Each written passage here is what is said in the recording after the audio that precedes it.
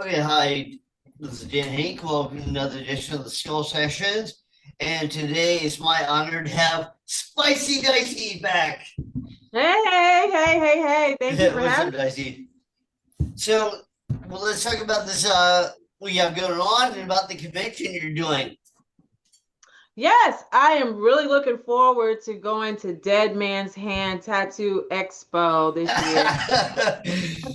That's the name of it, right? yes, Dead Man's Hand. Well, it's Dead Man's Hand Expo. But yeah, it Expo. has tattooing, but we also have like comic artists there. We have like indie filmmakers. We have like great horror authors like you. Yeah. Yeah. So we have a whole bunch of people. We're trying to get like a whole community thing going on with like a bunch of horror and like people that just into like that kind of off key stuff.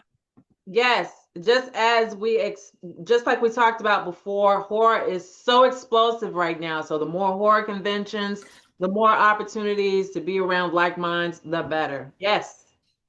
Yeah, I noticed it. Like a lot of the conventions now, like even the ones that are like have been exclusively tattoo are now like we're at a tattoo and horror convention.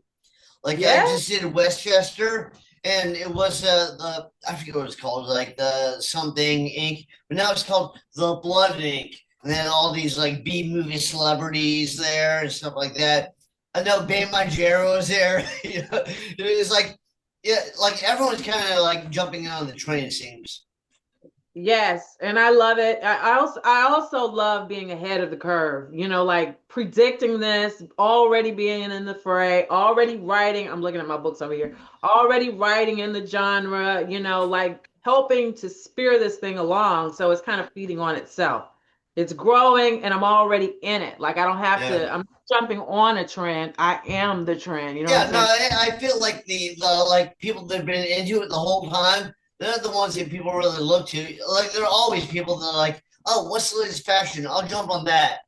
Right. Like they're like this is totally off topic a little bit, but like Machine Gun Kelly, he's like a rapper, and then he's like, oh wait, punk rock does it. Now I'm a punk rocker.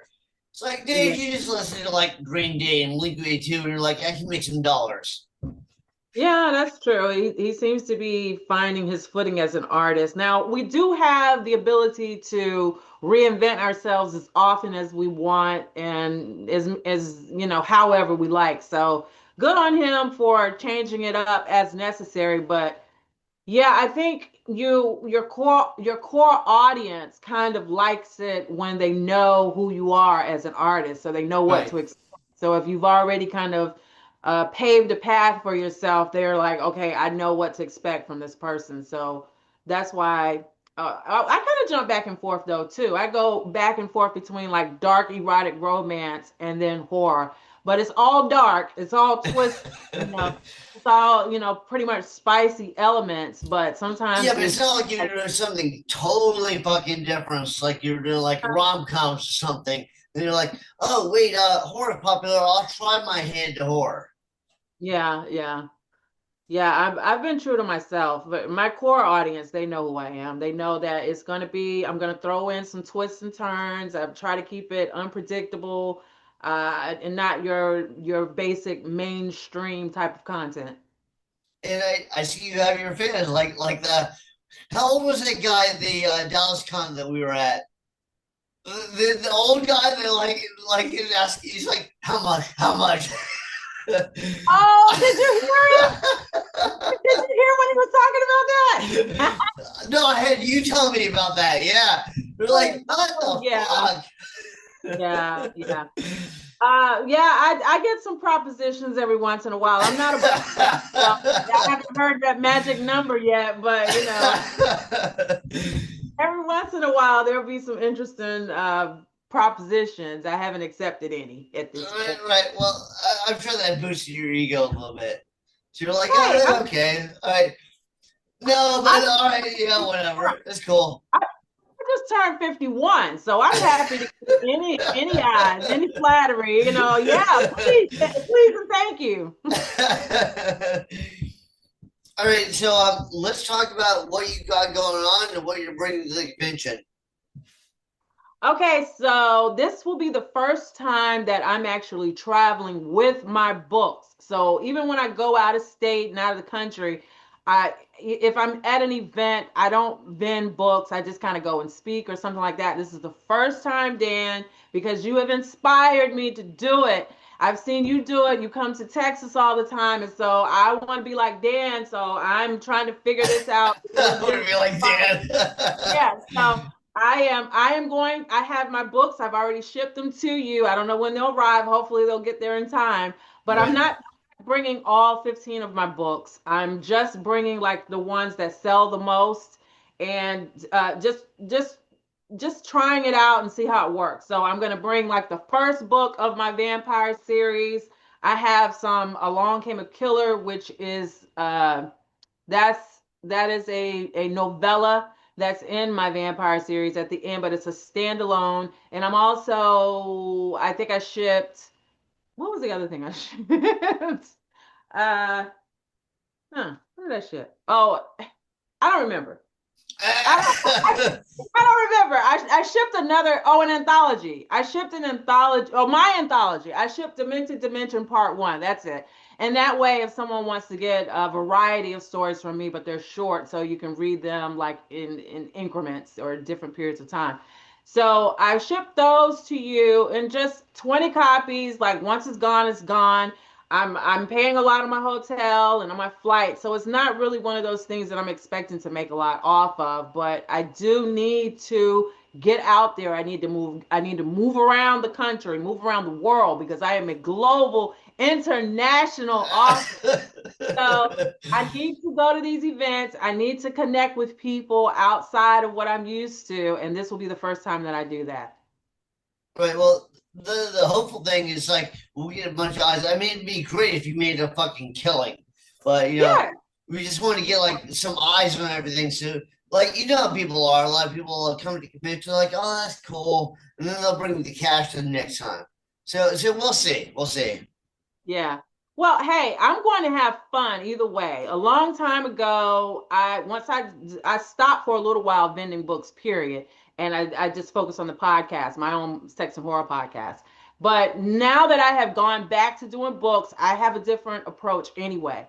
I go in with the mindset that I'm going to have fun, that I'm going to connect with people no matter what, and so I don't worry about the bottom line. I don't worry about the dollars. I'm just there to have a good time either way. And that has taken so much pressure off of me to just live. Like this is just another extension of living. I'm going somewhere. I've never been to Albany, New York, and I'm going with a purpose. Right. So it'll be fun either way. Well, I don't know if we have all the cool stuff they had in Austin because remember we saw the Museum of the Weird and we saw like that troll, that giant troll in the park and stuff. So Yeah. And that's the first time I've done that. Normally, when I go, I'm just all about my business. I'm at my booth. But that time we kind of took a field trip and explored some of Austin. I had a really good time with you guys. So, even if there's not a museum right there in Albany, I mean, you're there. You're cool. I like hanging out with you. So we'll get dun, into dun, something. dun. So how was KillerCon for you? I know it's I your love first time doing it. Yeah. Yeah, I really, really enjoyed Killer Con. I love that I was embraced by extreme horror authors. It was kind of daunting, but I read from Demented Dimensions. I read My Massacred Story, which was about a serial killer. It was a male on male sex scene involved in that. I really enjoyed being around people that don't hold themselves back. They don't censor their art, their Right. because that's how I feel. That's what I do. There there may be some things that I don't agree with or don't want to hear about or don't want to read or watch, but I feel like everybody has the right to put those things out there. As an artist, you should be able to create and create whatever you feel inspired to create. There is an audience for it, even whether that's me or not. And so it was great. And we have interviewed a lot of the people who we did meet there. I had a great time. I would go back. I think next year they're doing it in November, which is usually the time where during that first week of November, I'm usually in Vegas for an author convention there.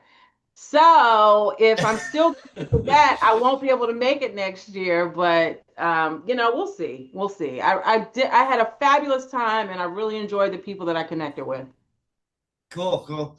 Yeah, I feel like I mean it is cool to like be around people that kind of into the same thing. Like I Yes. feel like back in the day, it's like people were like, especially when you're into like anything dark, they're way more judgmental about that. Like Yes. people are like, oh, there's got to be something wrong with you mentally or whatever. And you're like, dude, this is what I like. Some people like, stupid Adam Sandler movies. Some people like, like Nightmare on Elm Street, or something that's like has a darker tone to it. Yes. And because a lot of us are drawn to this genre and to the darkness for a reason. We're working through probably some things that we've had to deal with before. This is a healthy way to do that.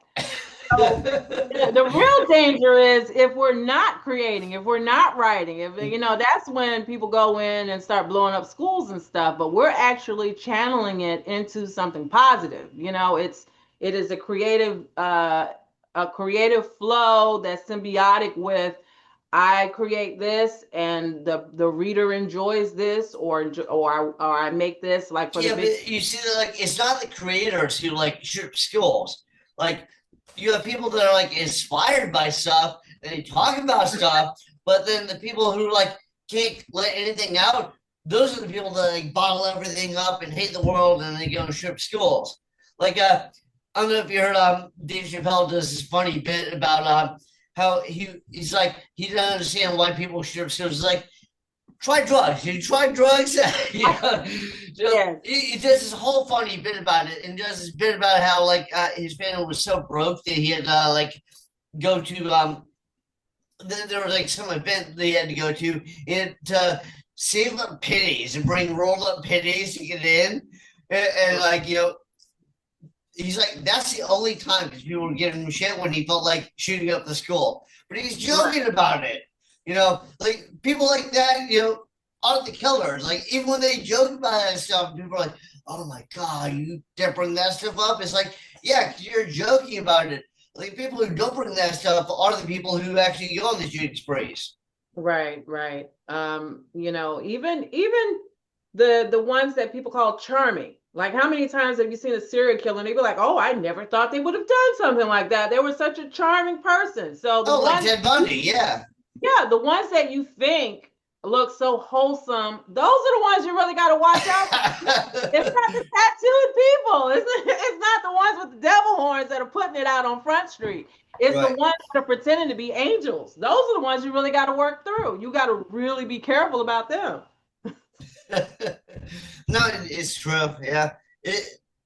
There's a big difference between being real with a story and like acting that out in real life. Yeah. Right. But like the guy who wrote American Psycho, I think that's a great story. I really seriously doubt he would do anything at all like his character in American Psycho. But it's a great Mhm. story. Yeah, yeah, I agree. And it makes for it's a great escape, like we're providing escape for people. Now I will say that like you see this poster right here of Terrifier.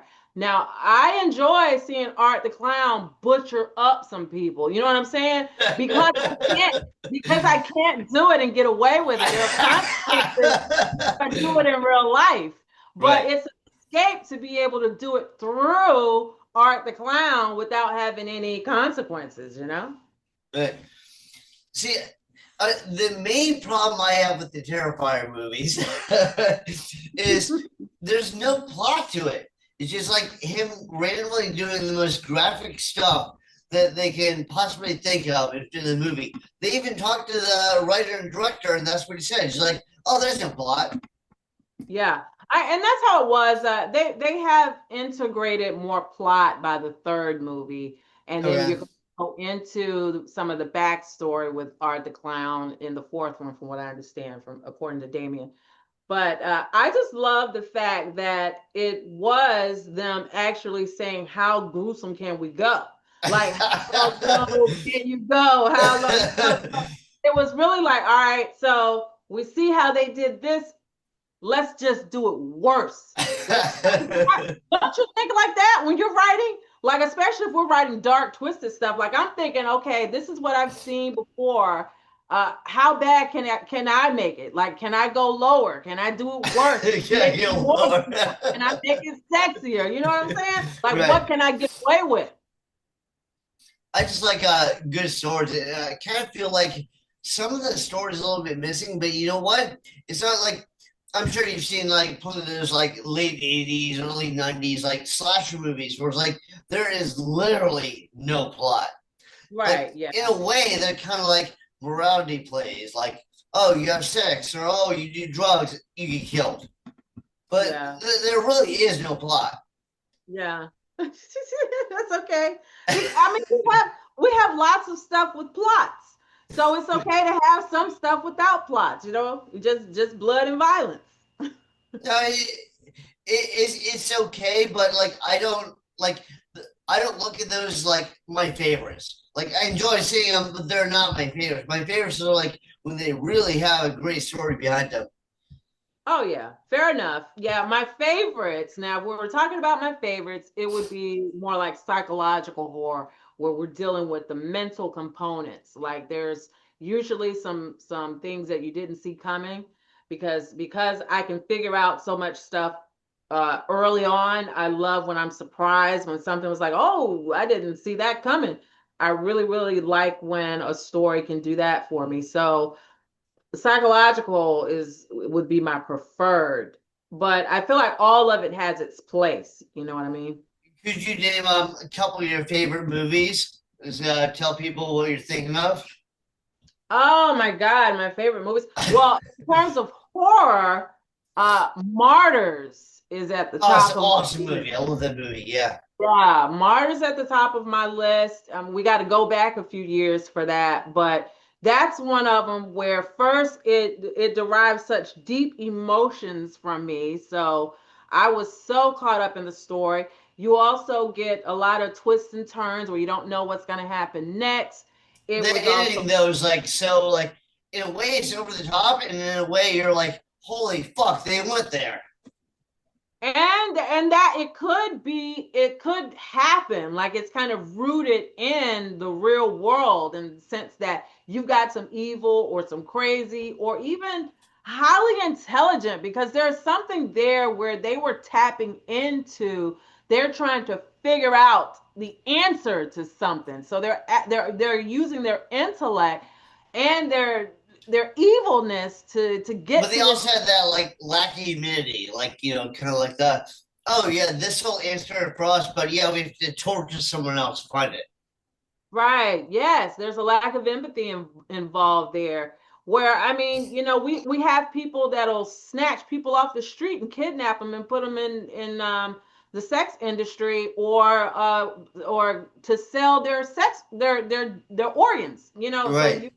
there are people right now that will do that in the world. That is so fucking evil, but also kind of genius. Like, I know that I can make money off of this, so turn You off have the. to reach that part of you where you care. Yeah. Yeah, yeah. But so that's what makes Martyrs so terrifying, because it really could be going on, but also you go into the movie, you're thinking it's one thing and it changes like three Oh different times. yeah. That's what I tell people. Like I tell people the beginning with her, like that girl um like as prisoner, and then she escapes, and then she confronts the people that she says did to her.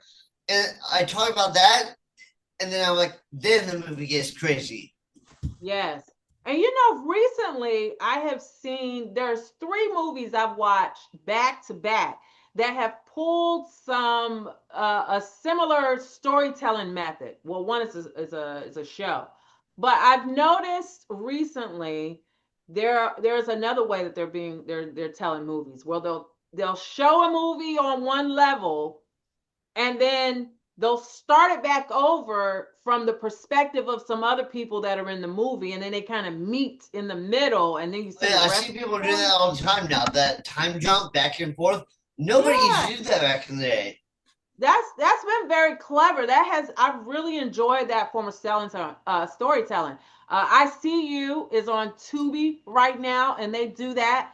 Have you seen I See You? No, it's good. Yeah, watch that one on Tubi. But it is free on Tubi. You watch a movie, and it seems like there's a supernatural element. And since I'm telling you to watch it, I don't want to spoil it for you. It appears to be something happening, and then it kind of starts back over and tells it from a different perspective. It's like, oh, okay, I didn't see that coming. Right. And I love how they do that. And then there's another twist at the end. So I like that. Also, The Billionaire's Bunker on Netflix. I just finished watching that. I watch a lot of Spanish shows because I love how they don't tell stories linearly. So Right. I'm not expecting a linear storytelling here, but I still I wondered if maybe there was something else going on, and sure enough, that's what's happening. So they're telling a story, and then they start over telling it from a different perspective, and you realize you're watching something else. You're watching a game being played out, and I love Oh, that. And then there's another movie recently that was done that same way. What was it? What was it? As we talk, it'll probably pop back in my head. I did tell you I was in my 50s, so that memory be going and coming. Let's see. Fear of Rain. Was that it? Fear of Rain. No, maybe not. Because Fear of Rain is something else. see, I already Uh, forgot the other one. So it's ICU, and what's the next one? oh, I know what it is. Bone Lake. Bone Lake is out in the theaters right now. I had to go back through my IMDb searches because every time I watch something, I go back to IMDb and rate it. But Bone Lake, which is out in theaters right now, also does the same thing. And I was like, oh my goodness, this is like the third thing I've watched, and they're not all out at the same time. Like I See You, I think is an older film. Like I think it's been out a couple of years or at least a year or so. And but they follow the same thing. You're watching a film and then it starts back over from somebody else's perspective. And so I like that because there's multiple views happening. Right. It also kind of keeps me on my toes, like, oh, what's really happening? You know what I'm Right. saying? That. And these are all horror, sci-fi-ish. Yeah. Yeah, no, I'll definitely check it out. Those are my favorites, like a little bit of sci-fi, a little bit of horror, Mm-hmm. like Event Horizon or Aliens. Mm-hmm. Awesome. Yes, yes. Yes, that's because you're my cosmic horror dude. That Since I was last on your show, you put this looks out. familiar. Yeah, Focus on I Mankind. think you're in that, right? Yes, yes, I have the story. And you did a beautiful rendition of my character. You being the talented artist that you are. Oh, the I Medusa character. Yes, this one. Yes, yes. Yes, you did this illustrated. This is the first time I've had one of my stories illustrated. I love it. Okay, awesome. Yeah, so let's go over what you have. Like what you have out, what people could buy. Oh, okay. So, my what I'm most known for is the Narcoleptic Vampire series. Book one of that series is Sleepy Willow's Bonded Soul. I know you said you were going to do a pop up, Yeah. so wherever you pop it up, you pop it up. Yeah. No, I will. Wherever I'll put you it pop it full. up. Okay. And is it backwards? It's probably backwards when I hold No, it no, up. it's not. Oh, it's not? Okay. So Sleepy Willow's Bonded Soul is book one of that series. Sleepy Willow's Heartless Soul is book two. Sleepy Willow's Loose Soul is book three. And this one has become very more relevant to things that are happening today. There is an apocalyptic event that happens in here that is being talked about so much now that I'm really I've been thinking about some of the stuff that I wrote in this book because I hear people talking about it. Spoiler alert, the rapture happens in this book, okay? So they just had this whole rapture thing, this whole rapture discussion, right? for October 23rd, I think. And they do it every 10 years because I had a memory pop up for me that said I'm still waiting on the events of October 23rd to happen. And that was October 24th, 2015. So it was actually 10 years ago that they pulled the same thing about the rapture. But anyway, the rapture happens in here, and there's a lot of different things that, that have been talked about that has reminded me of this story. Spoiler alert, it's so hard not to spoil my stories now because they've been out for so long. These were 2011, 2012, 2013. No, but the thing is, like, especially for the new people, they really need to hear what's going on. And then I have Zeke's Loving Thorn, which is post-apocalyptic. It's more paranormal romance. It's about an intersex vampire. Because Zeke was introduced and in the last book, the third book of the series, I wanted to have more of this character because it's not a character you read about a lot. Intersex vampire, hello. Then I have the werewolf in Wolf's Fire gets their own story, and there's a werewolf dragon pairing in this. That scene is pretty fucking hot. I don't care what nobody says. They change mid-sex. You know what I'm saying? Like sometimes I blow my own mind with something.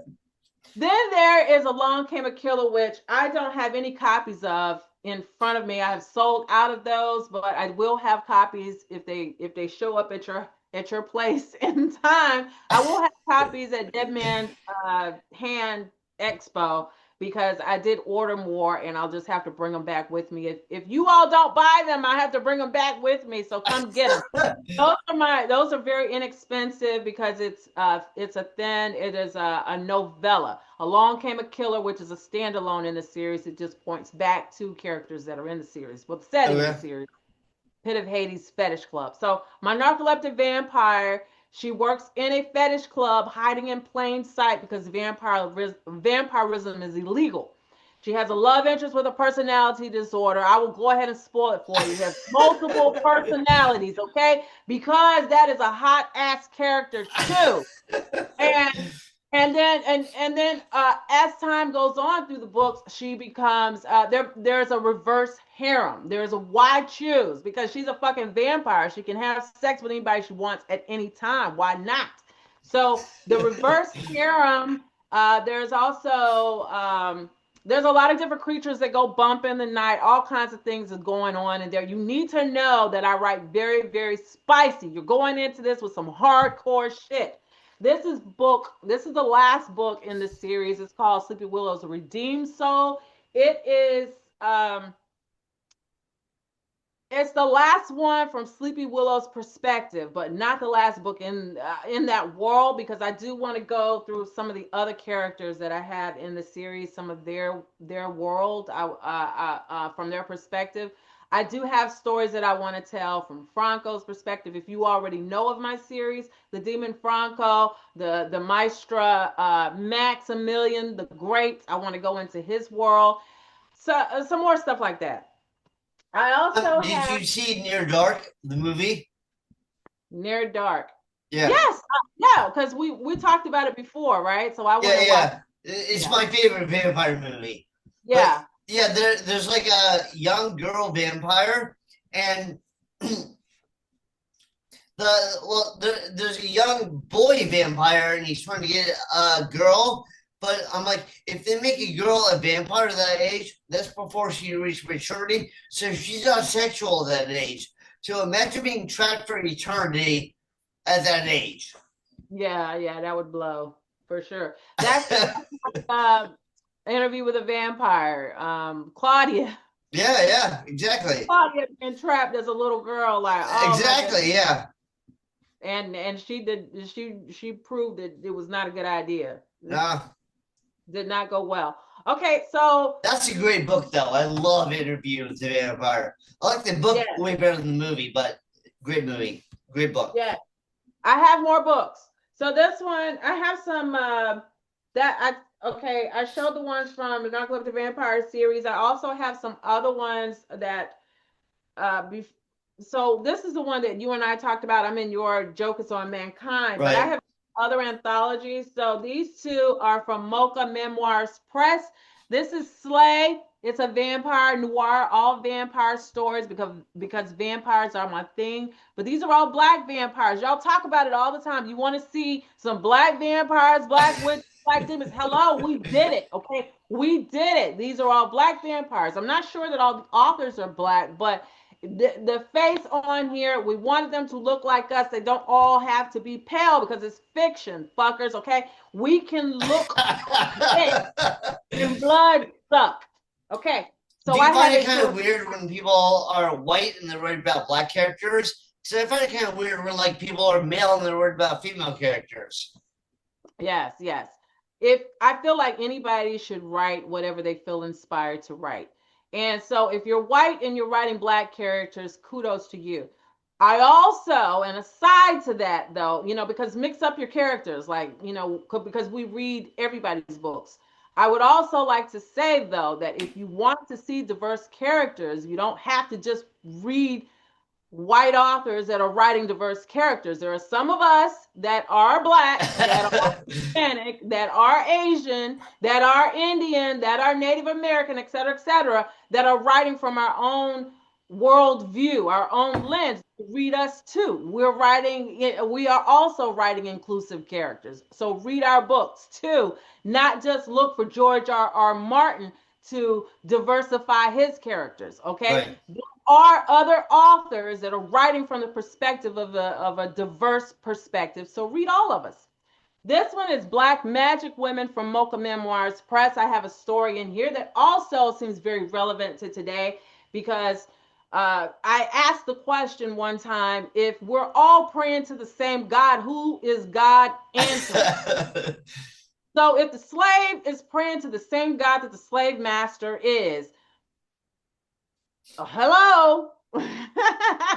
There's some deconstructing that needs to happen, in other words. So anyway, this What about story, the different sports teams and both pray to win? What, yeah, God picks sports teams? yeah, and it's like, don't get me started on that. The whole religious discussion is just kind of at the forefront of my brain these days, and so I try not to go too deep into it, not to be as offensive as I can be, but okay. Anyway, this is how I write fiction. I have a question that develops in my mind, or there's something that I'm working through, and it turns into a story.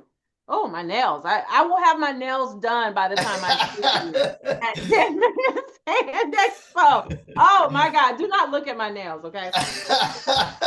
These are all Black women writing horror, though. I can tell you that. And let's see. And I would like to say, since we brought up Interview with a Vampire, Anne Rice shouted Slay out on the socials a few times before she passed, and I believe she was friends with Samiko Salson.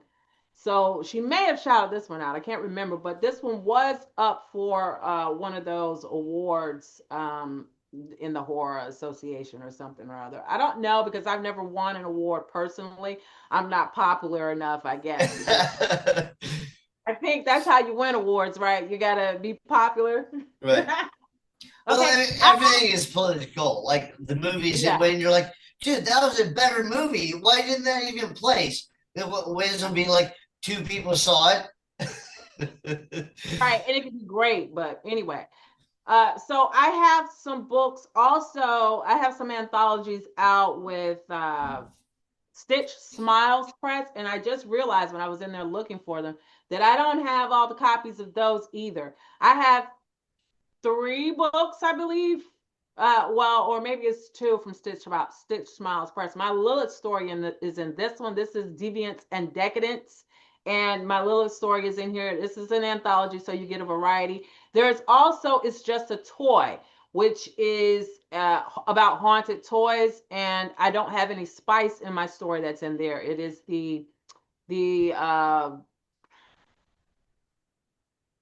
um the Diabolical Puzzle. That's the story that I have in that anthology, but I have to reorder copies. I don't have any more. So those are the horror. Oh, oh my goodness.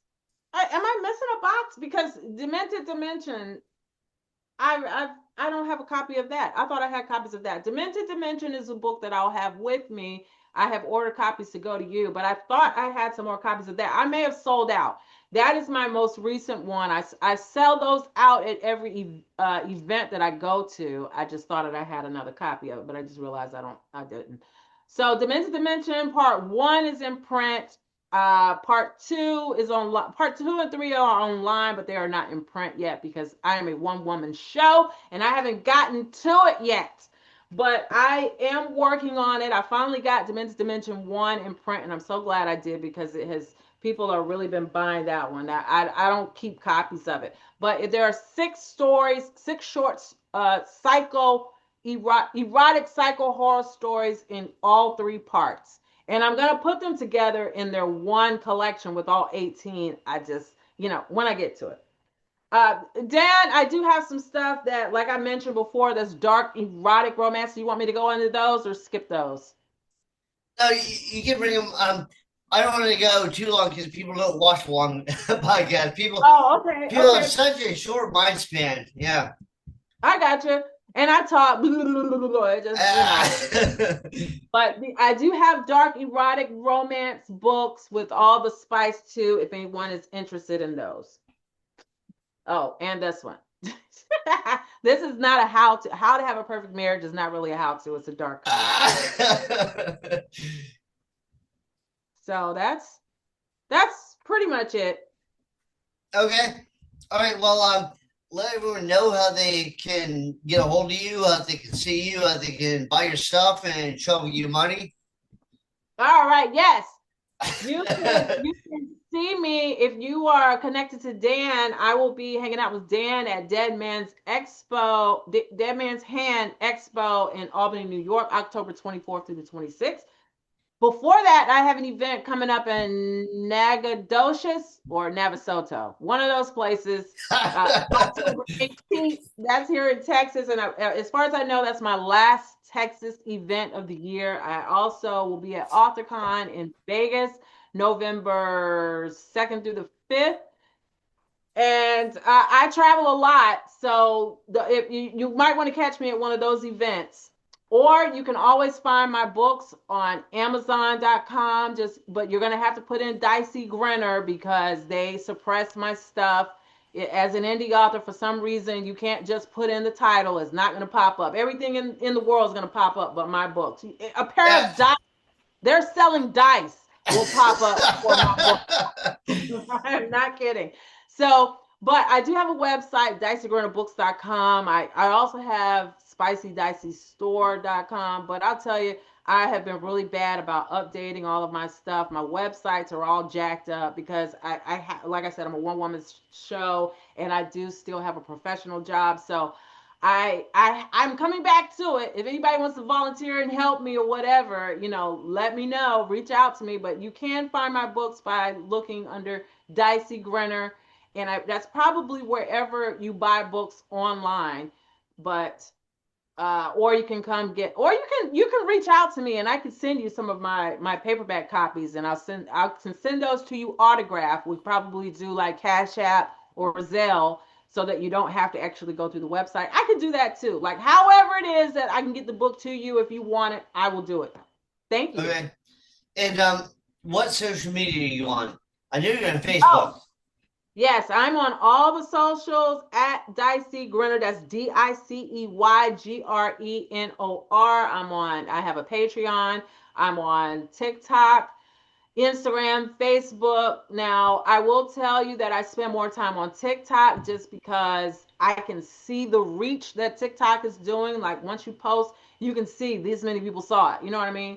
So Right. I know what's working, and I mean, they suppress me too. But I finally stopped getting all the strikes. I was getting struck for everything, every post. Like there's no substance in this post. What are you talking about? I'm not drinking anything. I'm just walking my dog. But finally, they kind of lean back a little bit. Finally, but I kind of like just being able to post short videos like that. My Instagram, I have a bunch of monitoring spirits, people that don't really support, or they're just there, and most of the time they just unfollow. So I don't spend as much time on Facebook and Instagram. The Meta is just kind of old news to me, but I am there. So if you send me a message through Instagram at some point, I will check it and I can reply back to you. Or you can email me at author@dicey.com or dicey.grenor@gmail.com or attygreennnorth@att.com. I mean, att.net. Woo! You can reach out to me anywhere. Okay, awesome. Well, thank you very much for doing this, and I'll see you in a couple weeks. Do you have anything else you want to throw out there? No, I appreciate you so much, Dan. And so I hope things go well so that I'll know I can learn from this experience too about vending out of state. So I hope everything goes well, but I appreciate you having me on your show again and also for telling me about Dead Man's Hand Expo and working with me with getting my books there and everything. So I'll see you soon. Okay, awesome. All right, well, thank you very much.